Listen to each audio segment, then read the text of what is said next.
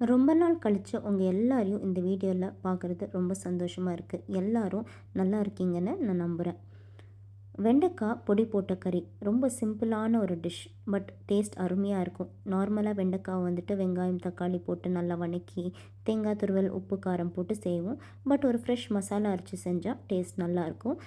நான் ட்ரை பண்ணி பார்த்தேன், நல்லா இருந்துச்சு. உங்களுக்கும் பிடிச்சிருந்து இதை ட்ரை பண்ணி பாருங்கள். குருமிளகு சீரகம் தனியா அப்புறம் வரமிளகா இது எல்லாமே வந்துட்டு நல்லா வறுத்துட்டு தேங்காய் துருவலையும் நல்லா வறுத்து பொடி பண்ணி எடுத்து வச்சுக்கோங்க.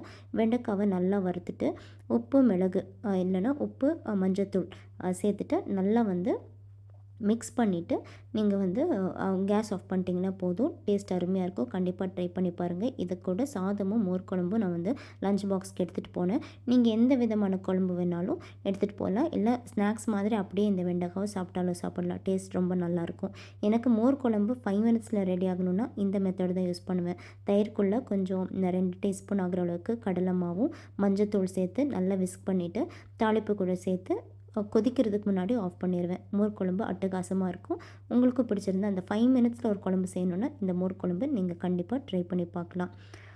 உப்புமா வந்துட்டு செஞ்சு வச்சா என் ஹஸ்பண்டுக்கு பிடிக்க மாட்டேங்குது. பட் பிடிக்கிற மாதிரி செய்யணுன்னா எப்படி செய்யணும்னு யோசிச்சு பார்த்தேன்.